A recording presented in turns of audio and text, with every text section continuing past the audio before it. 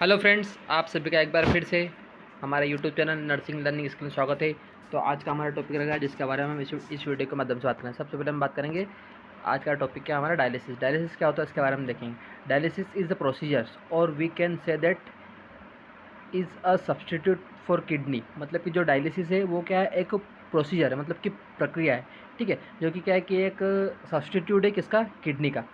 वो क्या करता है, सो रिमूव वेस्ट मटेरियल, मतलब कि हमारी बॉडी से जो वेस्ट मटेरियल होता है, किडनी से जो रिमूव होता है वो करता है रिमूव, ठीक है, फॉर ब्लड के थ्रू, ठीक है, when kidney stop working properly.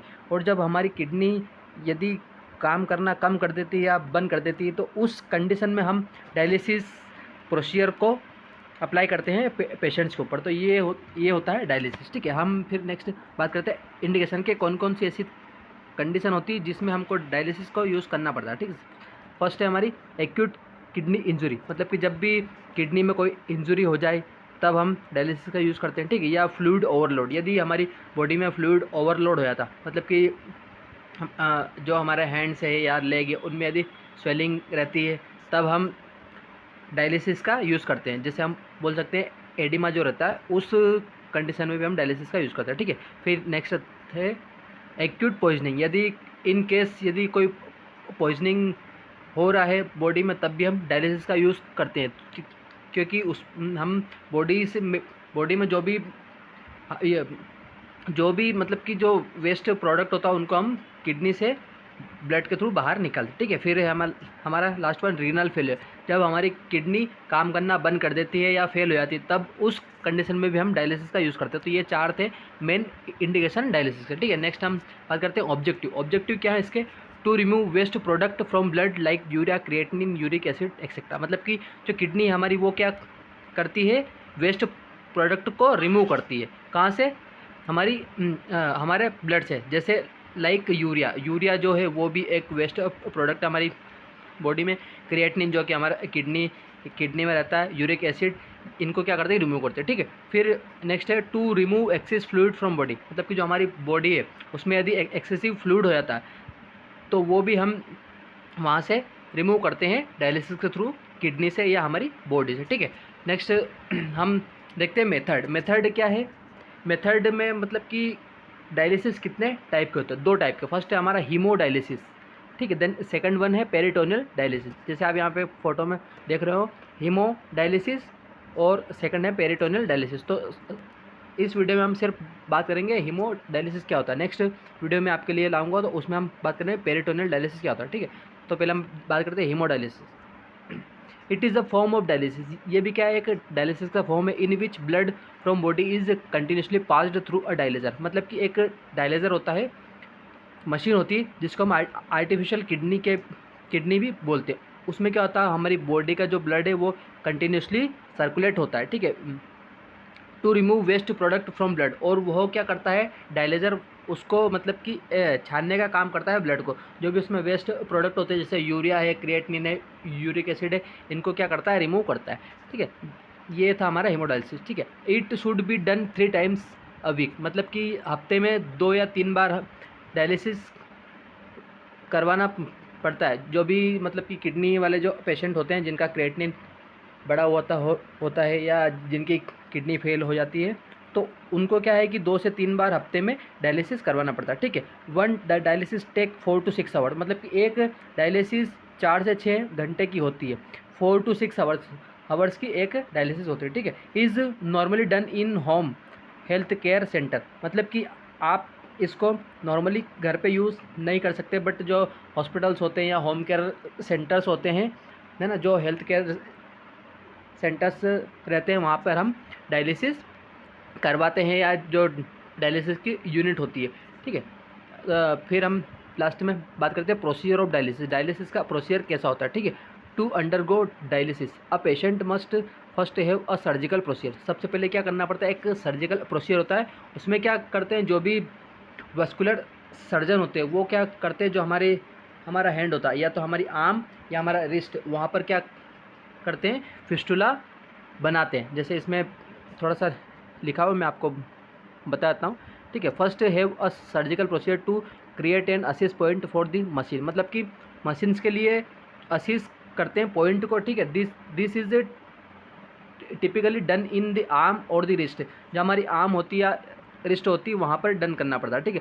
Most often bye connecting N artery and a when, मतलब कि एक जो फिस्टुला है वो आर्टरी में होता है और एक जो फिस्टुला होता है वो वेन में बनता है, ठीक है। The procedure is performed by a vascular surgeons who specialized in treating the circulatory system, मतलब कि ये जो प्रोसीजर है फिस्टुला वाला, ये सिर्फ जो वस्कुलर सर्जन होते हैं या जो सर्कुलेटरी सिस्टम को ट्रीट करते हैं वही कर सकते हैं, मतलब कि उन्हीं को इसकी अपॉर्चुनिटी दी गई है, ठीक है। नेक्स्ट हम इसमें देखते हैं विथ हीमोडायलिसिस, यदि फिस्टुला पेशेंट की बॉडी में बना हुआ है तो उसके बाद क्या करता है विथ हीमोडायलिसिस के दौरान अ machine remove blood from your body, जो मशीन है वो हमारी बॉडी से ब्लड को रिमूव करती है, ठीक है। Filter it through a dialyser, जो डायलेजर होता है जिसको हम आर्टिफिशियल किडनी बोलते हैं, ठीक है। मैंने आपको पहले भी बोला जो डायलेजर है उसको हम क्या बोलते हैं, आर्टिफिशियल किडनी बोलते हैं। वो क्या करता है, फिल्टर करता है, मतलब कि छानने का काम करता है ब्लड को,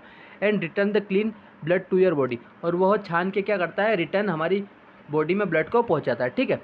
दिस 3 to 5 आवर्स प्रोसेस में take place in a hospital और a dialysis centre 3 times a week, मतलब कि 3 से 5 या 4 से 6 घंटे की डायलिसिस होती है और यह सिर्फ हॉस्पिटल या डायलिसिस सेंटर में ही परफॉर्म्ड होती है, जो कि हफ्ते में आपको 3 टाइम करवाना पड़ती है डायलिसिस, ठीक है। नेक्स्ट हम देखते हैं कि डायलिसिस एक्चुअली कैसे होता है, ठीक है। ये आप देख लो रेड वाली, ये क्या हमारा ब्लड रिमूव फ्रॉम डायलिसिस, जबकि जो ये रेड वाला जो फिस्टुला है यहाँ से क्या हुआ, ब्लड रिमूव हो रहा हमारी बॉडी से, ब्लड आ रहा है हो रहा है रिमूव, ठीक है। देन फिर वो कहाँ पर आ गया, आर्टेरियल प्रेशर मॉनिटरिंग, ये क्या होता है, एक घड़ी टाइप होता है जिसमें क्या होता है हमारे आर्टरी का जो प्रेशर है वो क्या होता है, मॉनिटरिंग होता है, ठीक है। फिर आगे थोड़ा सा आता है ब्लड, फिर क्या होता है वहाँ ब्लड पंप होता है, ठीक है। वहाँ से ब्लड पंप होके फिर आगे आता है और एक सिरिंज होती है जिसमें होता है हिपेरिन 5000 इंटरनेशनल यूनिट वाला जो होता है वो क्या करता है, ब्लड को क्लोटिंग होने से प्रिवेंट करता है, ठीक है। फिर ब्लड आगे फ्लो होता है और डायलिजर इनफ्लो प्रेशर रहता है जिसमें क्या है कि ब्लड का प्रेशर मापते हैं, ठीक है। फिर वो आता है बीच में डायलिजर जिसको हम आर्टिफिशियल किडनी बोलते हैं। यहाँ पर क्या होता है, ब्लड पूरा फिल्टर हो जाता है, जैसे आप इसमें देख रहे हो ये बॉडी से ब्लड आया पूरा रेड, ठीक है। यहाँ पर पूरा फिल्टर हुआ डायलिजर में, फिर वो पूरा फिल्टर होकर मतलब जो उसमें वेस्ट जो भी था product urea creatinine uric acid वगैरह जो वो सारे रिमूव करके मतलब डायलिजर में ही रह जाते हैं और फिर वहाँ से ब्लड बिल्कुल क्लीन होके आगे आता है वीनस प्रेशर मॉनिटरिंग में, ठीक है। फिर यहाँ पर क्या होता है, air trap and air detector, यदि ब्लड में कोई एयर वगैरह होती है तो वो उसको क्या कर लेता है, डिटेक्ट कर लेता है। यहाँ पर वो एयर यदि ब्लड में जाएगी तो नुकसान हो सकता है, एयर एम्बोलिज्म का चांस रहता है, इसीलिए यहाँ पर एयर को डिटेक्ट करना होता है, ठीक है। फिर आगे आता है ब्लड, फिर एयर डिटेक्ट क्लैंप, यहाँ पर क्लैंप होता है, यदि वहाँ पर एयर डिटेक्ट नहीं होता और एयर आगे आई तो वो यहाँ पर क्लैंप में आके रुक जाती है एयर, ठीक है। फिर वही ब्लड आगे फ्लो होके कहाँ जाता है, हमारी filtered blood return to body, और वही ब्लड फिल्टर होके हमारी बॉडी में रिटर्न आ जाता है, ठीक है। तो ये एक क्या है, ये पूरी प्रोसीजर रहती है डायलिसिस की,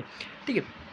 तो इस तरह डायलिसिस होता है, ठीक है। नेक्स्ट बात करते हैं हम कॉम्प्लिकेशन। देखो हर चीज़ किसी भी प्रोसीजर का कुछ ना कुछ कॉम्प्लिकेशन होता है तो उसके बारे में देखते हैं, ठीक है। सबसे पहले हम बात करते हैं इन्फेक्शन, मतलब यदि डायलिसिस के दौरान इन्फेक्शन होने का चांस रहता है, यदि आप स्टेराइल ग्लव्स या स्टेराइल तरीके से प्रोसीजर नहीं करते तो इन्फेक्शन होने का चांस रहता है, ठीक है। फिर हम बात करते हैं हाइपोटेंशन, मतलब कि यदि ब्लड हमारी बॉडी से रिमूव हो रहा है फिर रिटर्न जा रहा है तो एक क्या है कि हाइपोटेंशन की कंडीशन बन जाती है, ठीक है। फिर नेक्स्ट हम बात करते हैं शॉक में, यदि हाइपोटेंशन हुआ तो शॉक की कंडीशन भी हो सकती है, ठीक है। फिर फोर्थ है इश्चेमिया ऑफ हैंड, मतलब कि जिस हैंड से ब्लड बाहर जा रहा है और अंदर आ रहा है उस हैंड में इश्चेमिया मतलब कि वो हाथ जो है पूरा पैरालिसिस होने का भी चांस रहता है, ठीक है। फिर नेक्स्ट हमारा कैथेटर क्लोटिंग, जो हम उसमें कैथेटर या ट्यूबिंग यूज़ करते हैं उनमें क्लोटिंग होने का भी चांस रहता है,